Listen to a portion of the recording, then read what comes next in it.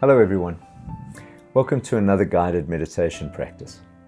Here at Evo Faith, we believe that intentional spiritual practice empowers us to master the only world we can, the one within us. Mastering our inner world is one of the most powerful and profound skills we can ever learn, because when our inner world changes, everything changes in our outer world, even if nothing changes.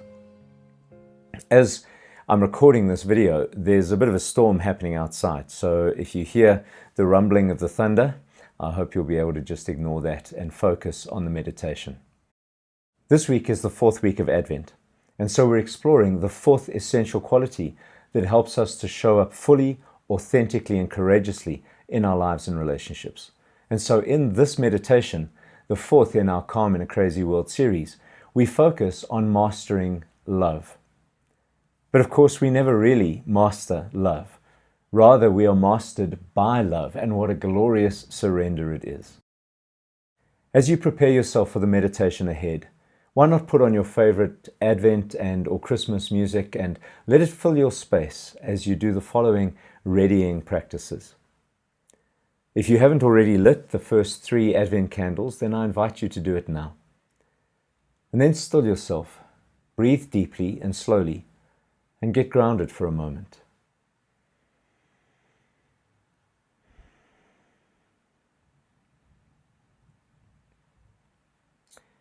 And then when you're ready, light the 4th Advent candle, the candle of love.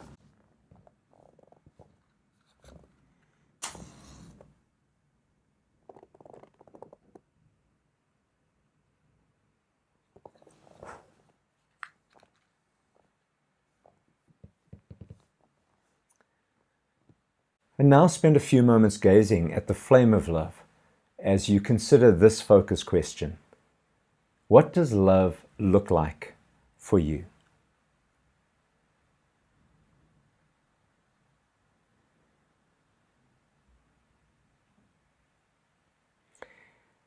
And now as a prayer, I offer you these words from Mother Teresa. You may want to repeat them a few times and allow their message to sink into your soul. Let us always meet each other with a smile, for the smile is the beginning of love. Let us always meet each other with a smile, for the smile is the beginning of love. Let us always meet each other with a smile, for the smile is the beginning of love.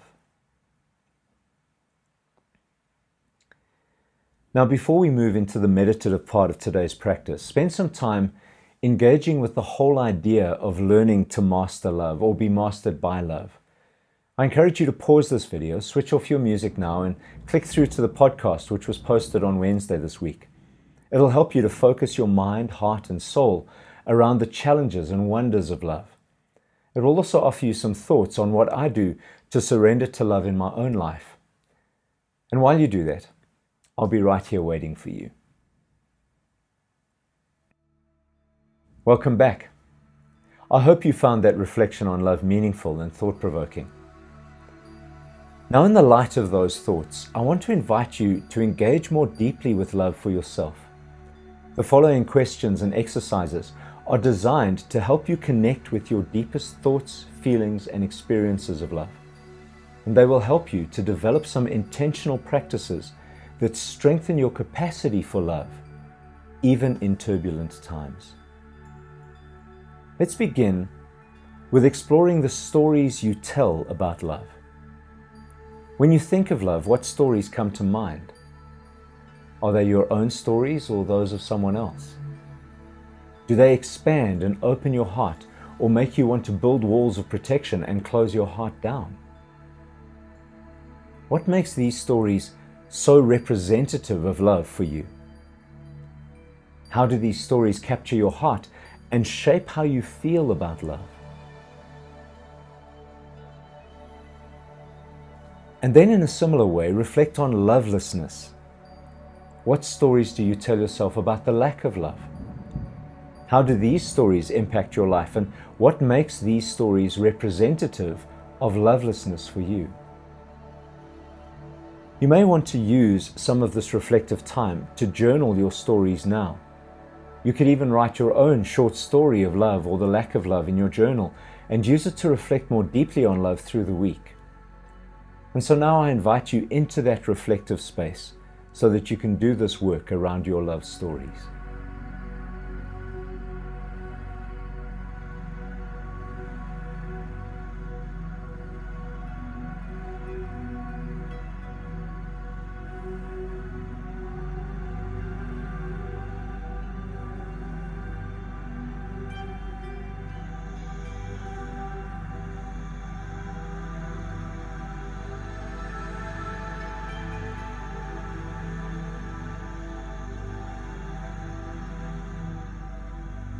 And now look a little more carefully at your stories of both love and lovelessness.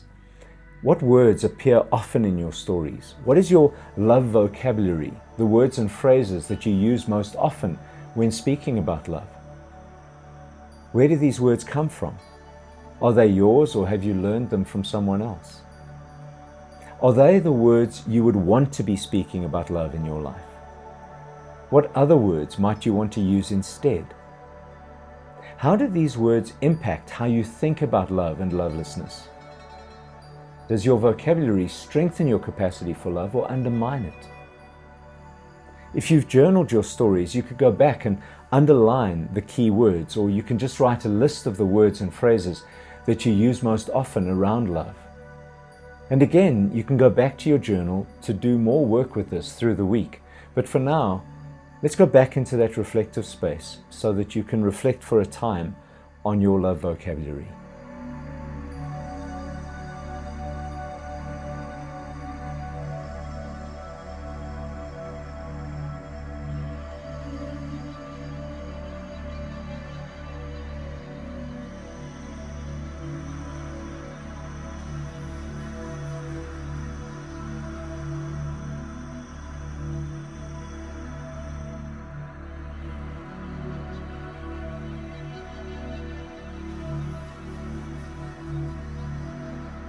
Now let's take some time to reflect on symbols of love. What symbol, image, or metaphor best represents love for you? And what symbolizes lovelessness? Do you have any symbols in your home, or that you wear or carry with you on your person, that relate to your experience and perspective of love? Do these symbols strengthen your capacity for love or undermine it? What symbols of love would you like to keep with you as a reminder to nurture love when you go through times of rejection or loneliness? In this reflective time, you could search for images and symbols of love if that would be helpful for you. You could look through a magazine or search online, again being careful not to get distracted. You may even want to print out some images and symbols and paste them into your journal or download them to your phone. Or you could make yourself a physical 3-dimensional version of your favorite love symbol and keep it in a prominent space in your home. Of course, if you'd prefer, you can focus on doing just the reflective work now and then do some practical work later. But either way, I invite you back into that reflective space now to work with your love symbols.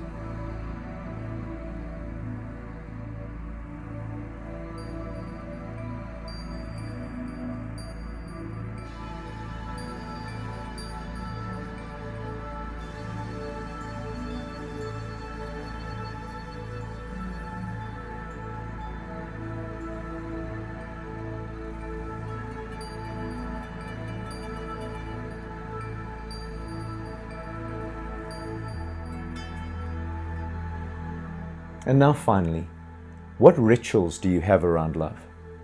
Are there certain things you like to do whenever you feel the need to nurture love within you? Are there certain habits that you've developed around love? How are these rituals and habits impacting your ability to nurture love when you face difficult times or challenges? And now consider how you can be more intentional in nurturing love as a spiritual practice. What rituals could you adopt or create for yourself that can train you to be more intentionally and automatically loving? What benefit might you gain from nurturing a more loving way of being? Spend a few moments considering a simple ritual of love that you can create for yourself as a way to strengthen your capacity for love. Go back into your reflective space as you consider your love rituals and habits now.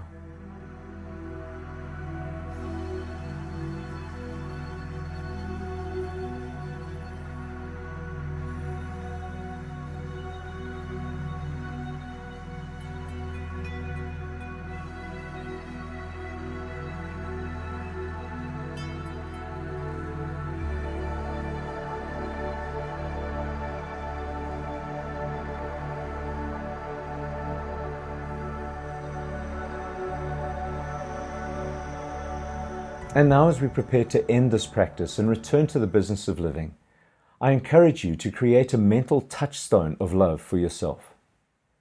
As always, it can be a breath prayer or an affirmation or a mantra, whatever you can say in a single breath and remember easily.